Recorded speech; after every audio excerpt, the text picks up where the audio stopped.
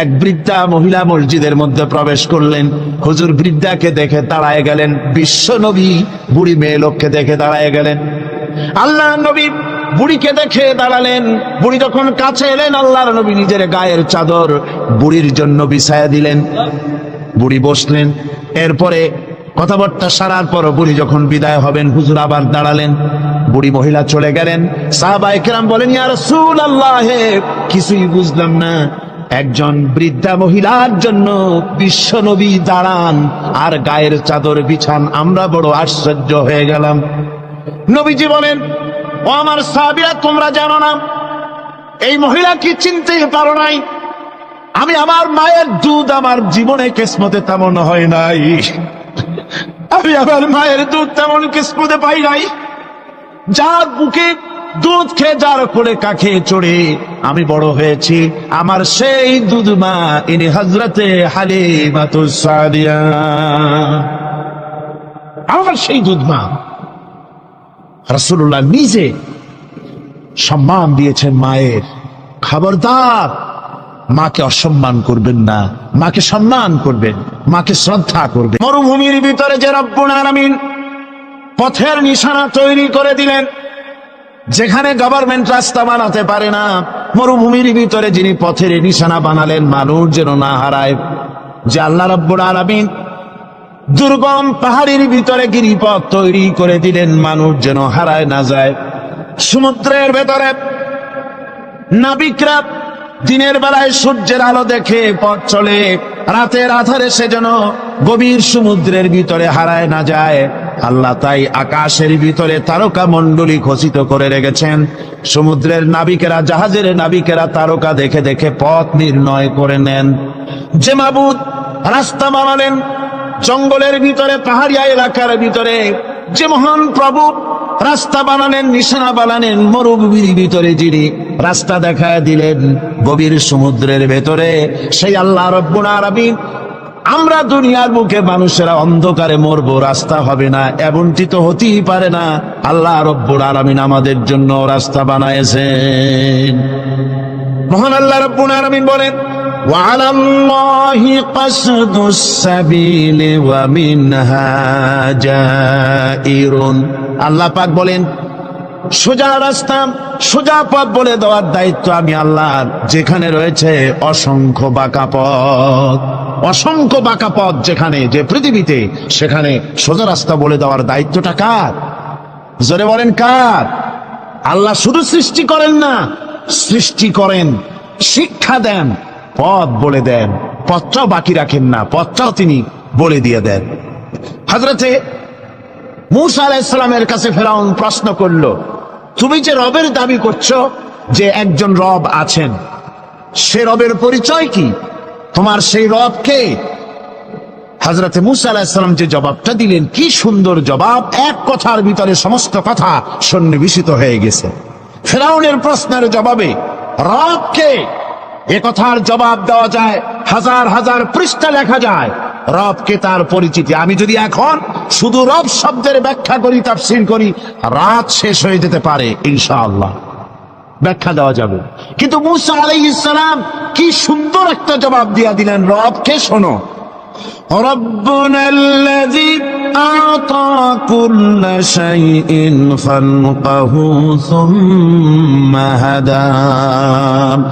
রব হচ্ছেন সেই, আমার প্রভু হচ্ছেন তিনি, যিনি সমস্ত সৃষ্টিকে, সমস্ত মাখলুকাতকে যিনি সৃষ্টি করেছেন, আর সৃষ্টি করার পর তার চলার জন্য পথ তৈরি করে দিয়েছেন। তিনি হচ্ছেন আল্লাহ পাক, যিনি সৃষ্টি করেন আর পথের দিশা দেন। তিনি হচ্ছেন আল্লাহ পাক, তিনি হচ্ছেন রব। শুধু বানান না, বানাবার পরে তার প্রয়োজনটাও মিটায় দেন। আল্লাহ পাক সেই আল্লাহ বলছেন, খালাকাল ইনসানা আল্লামাহুল বায়ান। তিনি মানুষ সৃষ্টি করেছেন। আমি সম্ভবত দ্বিতীয় দিনে আপনাদেরকে বলেছিলাম, মানুষ বানর থেকে আসে নাই, মানুষ ওরাং ওটাং থেকে আসে নাই, মানুষ শিম্পাঞ্জি থেকে আসে নাই, মানুষ বাঁদরের গোষ্ঠী নয়, মানুষ এসেছে মাটি থেকে, আদম থেকে। মানুষের পূর্বপুরুষ হচ্ছেন হযরতে আদম আলাইহিস সালাম। মানুষের পূর্বপুরুষ কে? আদম আলাইহিস সালাম। আর মানুষের পূর্বপুরুষ হচ্ছেন আদম আলাইহিস সালাম, আর তার উৎপত্তি হচ্ছে মাটি থেকে। মানুষ এসেছে আদম থেকে, আদম এসেছে মাটি থেকে। এখন আল্লাহ পাক বলছেন যে আমি হচ্ছি তোমার স্রষ্টা, আমি তোমাকে বানাইছি। কোরআনে কারীমে কথা এভাবে বলছে, কাইফা তাকফুরুনা বিল্লাহি ওয়া কুনতুম আমওয়াতান ফাহিয়াকুম সুম্মা ইউমীতুকুম সুম্মা ইউহয়ীকুম সুম্মা ইলাইহি তুরজাউন। এ মানুষ, তোমরা কিভাবে কুফরি করো, অস্বীকার করো, আল্লাহর সাথে নাফরমানি করো? কিভাবে করো যে আল্লাহ তোমাকে, তুমি ছিলে মৃত্যু, তোমাকে আল্লাহ পাক জিন্দা করেছেন। সুতরাং মানুষ জন্মের পূর্বে সব মৃত্যু ছিল, একথা তো আজ বিজ্ঞান সম্মত কথা, বৈজ্ঞানিক সত্য কথা। মানুষ জন্মের আগে মৃত্যু ছিল। কিভাবে? মানুষের উৎপত্তি কোত্থেকে এলো? কোরআনে কারীম তা পরিষ্কার করে বলছে। তোমাকে কিভাবে সৃষ্টি করেছে তুমি দেখো। সন্তান মায়ের জরাইতে আসার পূর্বে সে ছিল পিতার শুক্রকীট আর মায়ের ডিম্বাণু, অর্থাৎ স্পার্মটোজন এবং ওভাম, এই দুটি জিনিসের মধ্যে সে বিভক্ত ছিল। মায়ের বক্ষপিঞ্জর এবং পিতার পৃষ্ঠদেশ থেকে সবেগে নির্গত এক ফোঁটা পানি দিয়ে আমি আল্লাহ পাক তোমাকে সৃষ্টি করেছি। কোরআনে কারীম বলছে, হাল আতা আলাল ইনসানি হিনুম মিনাদ দাহরি লাম ইয়াকুন শাইআম মাযকুরা। মানুষের জীবনে কি এমন এক সময় এসেছিল না যখন সে উল্লেখযোগ্য বিষয় বস্তু হিসাবে পরিগণিত ছিল না? তোমার নাম ছিল না, পরিচয় ছিল না, কিছুই ছিল না, দুনিয়ার কেউ তোমাকে জানতো না, শুনতো না। আমি আল্লাহ পাক তোমাকে সৃষ্টি করেছি। তুমি কোত্থেকে এলে? কোরআনে কারীম থেকে তা জেনে নাও। আল্লাহ রাব্বুল আলামিন বলেন, ইন্না খালাকনাকুম মিন তুরাবিন সুম্মা মিন নুতফাতিন সুম্মা মিন আলাকাতিন সুম্মা মিন মুদগা। আমি রাব্বুল আলামিন তোমাকে সৃষ্টি করেছি, মাটির উপাদান দিয়ে তৈরি করলাম। মা বাপের, পুরুষের স্পার্মটোজন আর মহিলাদের ওভাম দুটি মিলে মায়ের গর্ভের ভিতরে নাপাক পানি ফোঁটাকে জমাট রক্তে পরিণত করে দিলাম। এই জমাট রক্তকে গোশত বানালাম, কচি কচি হাড় দিয়ে একটা বডি, একটা স্ট্রাকচার তৈরি করলাম। তারপরে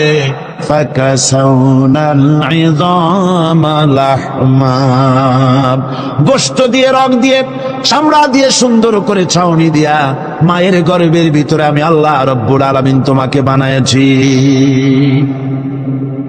মায়ের পেটের ভিতরে ফি কারারিম মাকিন, একটি সুরক্ষিত জায়গায় তোমাকে আমি রেখে দিলাম, যেখানে কোনো রোগ, কোন জার্ম যেখানে পৌঁছতে পারবে না, কোনো অসুবিধা হবে না। এমন একটা জায়গায়, এমন একটা ইন্টেনসিভ কেয়ার ইউনিটের ভিতরে রেখেছি। সুবহানাল্লাহ। একটা ইন্টেনসিভ কেয়ার ইউনিট যেখানে কোন রকমের কোন জার্ম প্রবেশ করবার কোনো ক্ষমতা নাই কারো।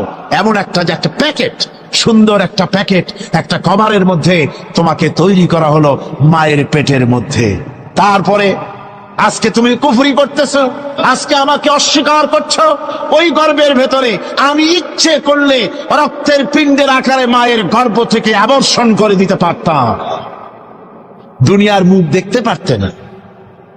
মায়ের পেটের ভেতর থেকে মরা সন্তান হিসাবে বের করে দিতে পারতাম, বিকলাঙ্গ করে বের করে দিতে পারতাম, পঙ্গু করে বের করতে পারতাম।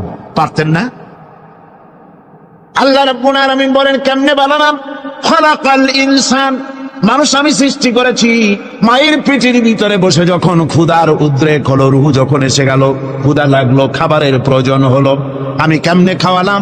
দুনিয়ার কোন মা বাপ, কোন নেতা, কোন ডাক্তার, কোন চিকিৎসা বিজ্ঞানী মায়ের পেটের সন্তানের খাবার সরবরাহ করতে পারে না। আল্লাহ পাক বলেন, তুমি কি খাবে? ব্যবস্থা আমি করেছি। মায়ের মাসিক অসুখকে বন্ধ করে দিয়ে মায়ের নাভির সঙ্গে তোমার নাভির সাথে তার লাগাইয়া দিয়েছি। আর ওই তারের মাধ্যমে রক্ত বের করে দিয়া, মায়ের রক্ত দিয়ে তিল তিল করে তোমারে বড় করেছি। রক্তটা মুখে লাগাই নাই, মুখে লাগলে পরে নাপাক রক্ত, মুখটা নাপাক হয়ে যাবে। নাভির ভিতর দিয়ে পাস করে দিলাম, মুখটাকে পবিত্র রেখে দিলাম, যাতে করে দুনিয়ায় আসার পর আমার পবিত্র বানানো মুখখানা দিয়া এই দুনিয়ায় বসে তোমার আল্লাহর পবিত্র নামের জিকির করতে পারো। এমন সুন্দর করে মায়ের পিঠের ভিতরে তৈরি করলাম, হাত দিলাম, পা দিলাম, সুন্দর করে বানালাম, এমন নিখুঁত করে বানালাম, তাকায়া দেখো নিজের দিকে, সুন্দর করে বানালাম। এরপরে কি করলাম? সুম্মা নুখরিজুকুম তিফলা, বাচ্চার আকারে মায়ের পেট থেকে আস্তে করে বের করে নিয়ে আসলাম। সুবহানাল্লাহ, আস্তে করে মায়ের পেট থেকে নিয়ে এসেছি পৃথিবীর বুকে। পৃথিবীতে যখন আসলে তখন তোমার অবস্থাটা কি ছিল? ক্ষুধার যন্ত্রণায় যদি মরেও যেতে, কান্দা ছাড়া ভাষা নাই। ভাষা আছে? কোনো হুঁশ ছিল আমাদের? কোনো জ্ঞান ছিল? আল্লাহ রাব্বুল আলামিন বলেন, আল্লাহু আখরাজাকুম মিন বুতুনি উম্মাহাতিকুম লা তা'লামুনা শাইআ, মায়ের গর্ভ থেকে এমন অবস্থায় বের করে এনেছি যখন তোমার কোনো হুঁশ নাই, জ্ঞান নাই, কথা বলতে পারো না, পায়খানার ভিতরে পড়ে থাকো, ট্যাঁ করে, কান্দা ছাড়া পথ নাই, পানির পিপাসায় গলা শুকায় যায়, কান্দা ছাড়া পথ নাই, মনের তোমার মুখের কোনো ভাষা নাই কান্না ছাড়া। আমি তোমার এমন আল্লাহ, আমি তোমার এমন স্রষ্টা, আমি তোমার এমন রব, তোমার ভাষা নাই বলে মায়ের কলিজার ভেতরে আমি তোমার প্রতি এক দুর্বিনীত মহব্বত পয়দা করে দিয়েছি। তোমার কান্না তোমার মায়ের বুকের মধ্যে শেল বিঁধে যায়। তুমি যখন কাঁদো, কান্নার আওয়াজ যখন মায়ের কানে চলে যায়, হাজারো কাজ ফেলে মা দৌড়াইয়া বাচ্চারে করে না। কি খাবে কেউ তৈরি করে না। আল্লাহ রাব্বুল আলামিন বলে, বান্দারে, দুনিয়ায় আসার আগে তুমি কি খাবে, খাবারের বন্দোবস্ত আমি আল্লাহ করেছি, আমি এমন স্রষ্টা। তুমি দুনিয়া আসার 6 মাস আগে তোমার মায়ের বুকের ওপরে তোমার খাদ্য গরম করে আমি আল্লাহ রিজার্ভ করে রেখে দিয়েছি। সেই খাদ্য শুধু খাদ্য নয়, রোগের প্রতিষেধক, এটা ওষুধ। আজ বিজ্ঞানীরা, চিকিৎসা বিজ্ঞানীরা বলছেন, মায়ের দুধ সন্তানের খাদ্যের, মায়ের দুধের চাইতে কোনো বিকল্প কিছুই নাই। সন্তান পৃথিবীতে এলে মায়ের প্রথম দুধটা, গ্রামে গঞ্জে অশিক্ষিত এলাকায় প্রথম দুধটা ফেলে দেয়, এটাকে মনে করে এটা খারাপ, এটা খাওয়াতে নাই, তাহলে ধনুষ্টঙ্কার হবে, হাবিজাবি কথা বলে। আল্লাহ দুধ বানাইছে বাচ্চার ধনুষ্টঙ্কার হওয়ার জন্যে। মায়ের ওই প্রথম দুধটা হচ্ছে সন্তানের জন্য সমস্ত রোগের প্রতিষেধক। সে ছিল পেটের ভিতরে একটা কাভারের মধ্যে, ওখানে কোনো জার্ম ছিল না, কোন রোগ জীবাণু ছিল না। ও পৃথিবীতে এসেছে যেখানে অক্সিজেনের ভেতরে জার্ম রয়েছে, বাতাসের ভিতরে জার্ম রয়েছে, যার পরিবেশটা খারাপ হয়ে আছে, মানুষের শ্বাস প্রশ্বাসে নিঃশ্বাসে হাজারো রোগ বীজাণু জীবাণু ঘুরছে। এই রকমের একটা পৃথিবীতে এসেছে। আসার পরে কচি স্বাস্থ্য, কচি শরীর, কচি হার্ট, কচি লাংস, সেটাকে প্রতিরোধ করবে কি করে? সেজন্য আল্লাহ পাক মায়ের দুধের ভিতরে সমস্ত রোগের প্রতিষেধক দিয়ে দিয়েছেন। সুবহানাল্লাহ। আজকের বিজ্ঞানীরা তা স্বীকার করেছেন। অনেক মা তার সন্তানকে দুধ দেন না, নিজের শরীর স্বাস্থ্য ভালো রাখার চিন্তা করে বাচ্চাকে দুধ খাওয়ান না। এটা অত্যন্ত নির্মম কাজ। বাচ্চাকে দুধ খাওয়ালে বাচ্চার সাথে মায়ের মহব্বত বাড়ে।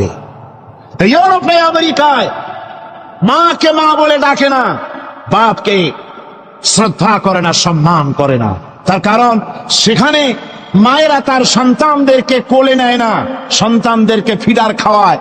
আর আমি নিজের চোখে দেখেছি, মায়েরা ইউরোপে, আমেরিকায় যখন শপিং এ আসে, তখন রাস্তায় যখন আসে, তখন ওই পুশ চেয়ার গুলিতে বাচ্চাকে শোয়াইয়া, বাচ্চা এভাবে পুশ চেয়ারে করে ঠেলে নিয়ে যায়, আর কুত্তার বাচ্চাগুলি কোলে করে ঘুরে বেড়ায়। কুত্তার বাচ্চা কোলে নেয়, নিজের বাচ্চা পুশ চেয়ারে করে ঠেলে। সেই জন্য মায়ের প্রতি সন্তানের মহব্বত হয় না, সন্তানেরও মায়ের প্রতি কোনো শ্রদ্ধা জাগে না। আল্লাহ কি ব্যবস্থা মায়ের কলিজার মধ্যে মহব্বত পয়দা করে দিয়েছেন আল্লাহ পাক। মায়ের বুকের দুধের ভিতরে আল্লাহ রাব্বুল আলামিন, আল্লাহ পাক বলছেন, আমি মানুষ সৃষ্টি করেছি আর তার সমস্ত প্রয়োজন মিটিয়েছি, তার খাবারের সব প্রয়োজন মিটিয়ে দিয়েছি। দুধটাকে ঘন করি নাই হজম করতে পারবে না বলে, ওই দুধটা সামান্য পাতলা করে দিয়েছি, ওর ভিতরে সামান্য মিষ্টি দিয়েছি। দুধের বোটার ভিতরে একটা ছিদ্র দিলে, চোষা মারলে পরে অনেকগুলি দুধ বেরিয়ে এসে গলাটা আটকে যেত, তোমার কচি কণ্ঠ গলা আটকে যেত, শ্বাস করতে পারতে না। এজন্য মায়ের স্তনের বোটার ভিতরে সূক্ষ্ম সূক্ষ্ম 32টা ছিদ্র করে আস্তে করে দুধ বার করে তোমার জীবন আমি বাঁচাইছি। খলাকাল ইনসান, মানুষ সৃষ্টি করেছি আমি আল্লাহ পাক। সুতরাং যে আল্লাহ পাক এ মানুষ সৃষ্টি করলেন আর মায়ের কলিজার ভিতরে মহব্বত পয়দা করে দিলেন, সে আল্লাহ পাক বলছেন, খবরদার ওই মাকেও যেন আবার ভুলে যেও না। মাকে সম্মান করে করো, মা বাপকে মহব্বত করো, তাদেরকে শ্রদ্ধা করো। বউ পাইয়া সুন্দরী স্ত্রী পেয়ে মায়ের কথা ভুলে যেও না। অনেক সাহেব আছে মায়ের কথা ভুলে যায়, স্ত্রীর কথা অনুযায়ী মায়ের উপরে অত্যাচার করে, এরকমও বহুত আছে। আল্লাহ পাক বলছেন, শোনো, وَقَضَى رَبُّكَ أَلَّا تَعْبُدُوا إِلَّا إِيَّاهُ وَبِالْوَالِدَيْنِ إِحْسَانًا। তোমার প্রভুর পক্ষ থেকে ফয়সালা হয়েছে, চূড়ান্ত সিদ্ধান্ত হয়ে গিয়েছে, আমি আল্লাহর ইবাদতের পর তোমার মা বাপের ইহসান করবে, খেদমত করবে, তাদের জন্য উপকার করবে, তাদেরকে ভালোবাসবে। আল্লাহ রাব্বুল আলামিন বলেন, মা বাবার সঙ্গে কেমনে কথা বলবে, তাদের সাথে কিভাবে আচরণ করবে, আল্লাহ তাও শিখিয়ে দিয়েছেন। আল্লাহ পাক বলেন, ওয়ালা তাকুল লাহুমা ওয়া কুল লাহুমা কাওলান কারীমা। মা বাবার সাথে সম্মানজনক কথা বলো। ওয়া কুল লাহুমা কাওলান কারীমা, সম্মানজনক কথা বলো। মাথায় ঝাঁকি দিয়ে রাগ করে চোখ মোটা করে কথা বলো না। তুমি সন্তান, তোমার জন্য সবচাইতে বড় পীর তোমার আব্বা, তোমার আম্মা, ঠিক কিনা কর? ছেলের জন্য, মেয়ের জন্য, সন্তানের জন্য সবচাইতে বড় পীর কে? বাপ মা। এটা ভালো করে মনে রাখতে হবে। আপনার মৌলানা সাহেবদের দোয়া, পীর সাহেবদের দোয়া কবুল হতেও পারে, নাও হতে পারে, 50-50 সম্ভাবনা আছে, আবার সম্ভাবনা নাই।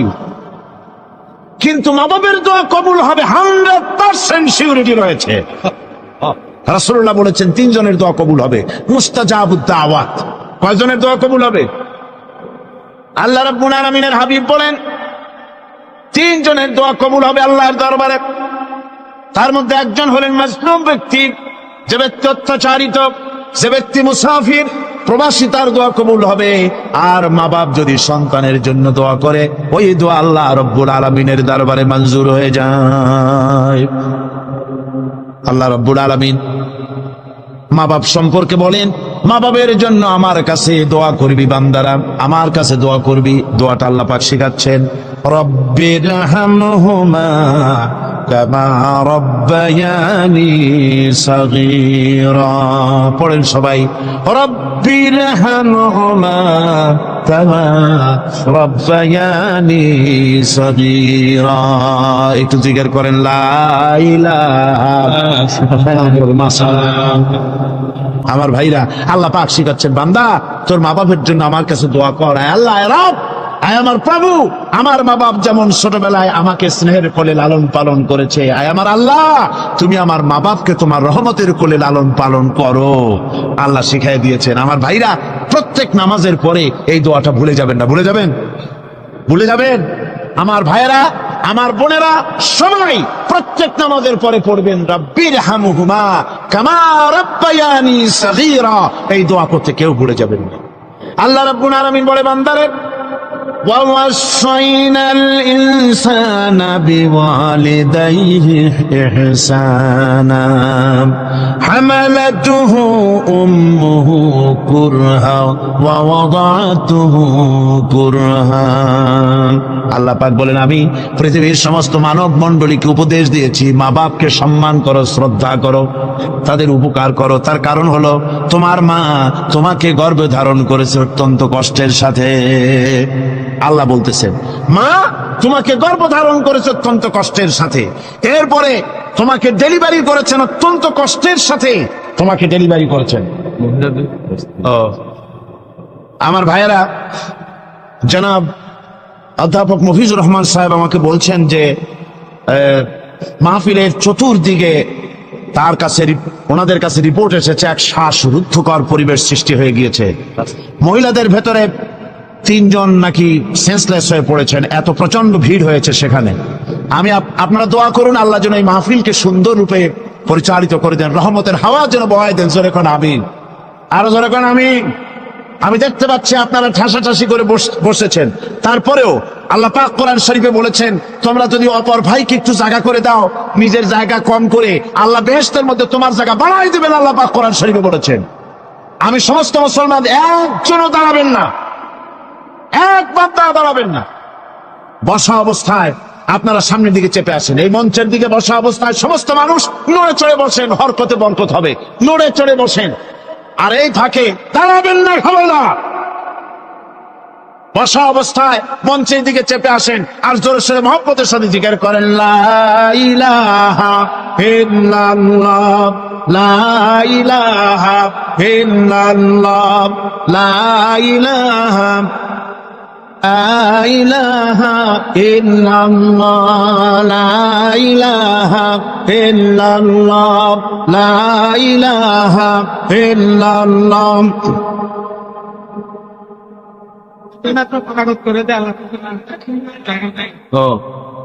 লা ইলাহা ইল্লাল্লাহু মুহাম্মাদুর রাসূলুল্লাহ।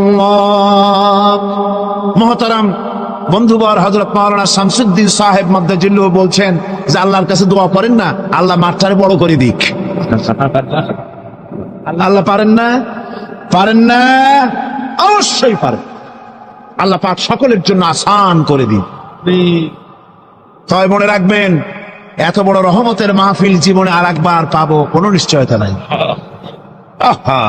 কোনো নিশ্চয়তা নাই। এত বড় বরকতের মাহফিল, রহমতের মাহফিল, চান ভরে শুনুন আর আরাম করে বসুন, হাঁটা চলা বন্ধ করুন। নিতান্ত প্রাকৃতিক কারণ ছাড়া ওঠা বসা করার চেষ্টা না করাটাই ভালো। আল্লাহ পাক বলছেন, আমি গোটা বিশ্বের সমস্ত মানব মণ্ডলীকে উপদেশ দিয়েছি, মা বাপের খেদমত করো, সম্মান করো। কেন? মা তোমাকে পেটে ধারণ করেছে বড় কষ্টের সাথে। কে বলছেন এই কথা? আমার আল্লাহ বলতেছেন, পেটে ধরতে খুব কষ্ট হয়েছে। আপনাকে পেটে রেখে মায়ের কত কষ্ট হয়েছে সে কথা বোঝার জন্য আপনার গর্ভবতী স্ত্রীর দিকে তাকায় দেখেন। আপনার স্ত্রী যখন গর্ভবতী হবে তখন দেখবেন তার অবস্থাটা কি, ওইটা দেখে আপনি আন্দাজ করতে পারবেন আপনার মায়ের কত কষ্ট হয়েছিল। গভীর রাত্রে মানুষ সব ঘুমায় যায়, গর্ভবতী মা ঘুমাতে পারে না। সন্তান পেটের ভিতরে হাঁটু দিয়া গুতা মেরেছে, পা দিয়া লাথি মেরেছে। মা চরম শীতের রাত্রে, প্রচন্ড শীতের রাতে গায়ের লেপটা সরায় দিয়া মা একবার দাঁড়ায় আর একবার বসে, একবার দেওয়ালের সাথে হেলান দিয়া দাঁড়ায়, কষ্ট করে রাতটারে কাটায় দেয়।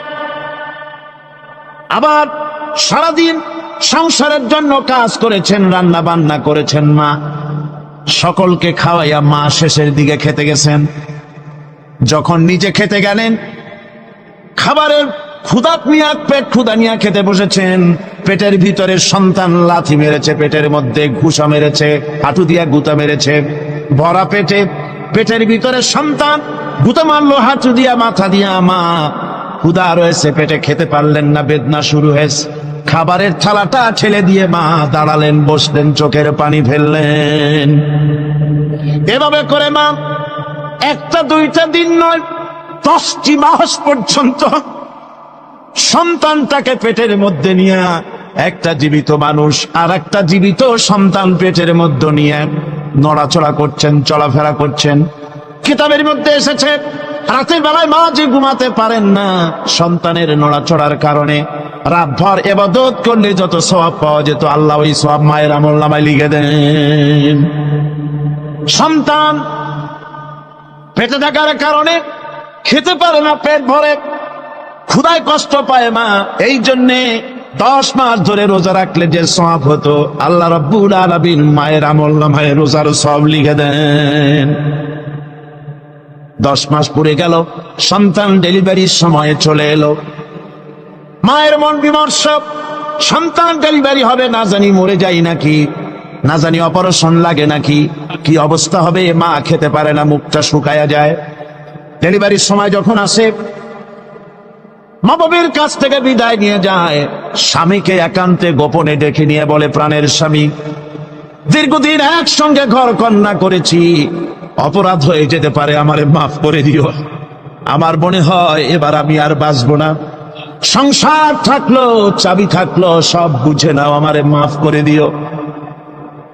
মা চলে গেল সতিকা গৃহে, ক্লিনিকে চলে গেল, অপারেশন থিয়েটারে চলে গেল, অথবা ডেলিভারির জায়গায় চলে গেল। ডেলিভারি পেইন শুরু হয়ে গেল, বেদনা শুরু হয়ে গেল। এক একটা বেদনা যেন মায়ের এক একটা মৃত্যু যন্ত্রণা শুরু হয়ে যায়। এমন যন্ত্রণা, প্রসব বেদনা দুনিয়ার ভুক্তভোগী মা ছাড়া আর কেউ জানে না। এই চরম বেদনার ভেতর দিয়ে, চরম কষ্টের ভিতরে মা যখন একটা বাচ্চা প্রসব করলো, জিহাদের ময়দানের মতো মা রক্তাক্ত হয়ে গেলেন, সন্তান দুনিয়ায় এলো। মা তখন অস্থির থাকেন, এত বড় বিরাট কষ্টের ভিতরে। আল্লাহ রাব্বুল আলামিন বলেন, সন্তান যখন ডেলিভারি হয়ে গেল, মায়ের মনের ভিতরে আমি তখন এই ফিলিংস, এই টেন্ডেন্সি জাগ্রত করে দিই, দেখ কি হয়েছে। মা তখন দেখতে চায় কি হয়েছে। মায়ের সামনে যখন এত কষ্টে হৃদয় বিঙ্গন, কলিজার 32টি নাড়ি ছেঁড়া যন্ত্রণা আর সন্তান যখন মায়ের চোখের সামনে আসে, আল্লাহ পাক বলেন, মা যখন তার ছেলের মুখের দিকে তাকায়, মেয়ের মুখের দিকে তাকায়, আল্লাহ বলেন 10 মাসের পেটে ধরা কষ্ট আর ডেলিভারির সব কষ্ট মায়ের মন থেকে মুছে ফেলে দেই। আল্লাহ রাব্বুল আলামিন বলেন, খবরদার দুনিয়ার মানুষ, এমন মায়ের সাথে নাফরমানি করবি না, এ মায়ের সাথে নাফরমানি করবি না, মাকে সম্মান করবি, মার কাছে দোয়া চাবি। দুনিয়ায় যদি সম্মান চাও, রিজেক্ট চাও, মায়ের পায়ে ধরে কাঁদো। মায়ের জাতি অনেক সম্মান তার। রাসূল করিম সাল্লাল্লাহু আলাইহি সাল্লামকে প্রশ্ন করা হয়েছে, হুজুর খেদমত করবো কার? হুজুর কয় মায়ের। তারপরে কার? হুজুর কয় মায়ের। তারপরে কার? হুজুর বলেন মায়ের। তারপরে কার? তোমার কি চাই? 3 গুণ। তোর মায়ের মর্যাদা 3 গুণ বেশি, তোর বাবার চাইতে মর্যাদা বেশি। সুবহানাল্লাহ পড়ে। আর আজকে ইসলামের শত্রুরা তারা বলে যে ইসলাম নারীর অধিকার আদায় করে না। নারীর অধিকার ইসলাম দেয় নাই তো কে দিয়েছে?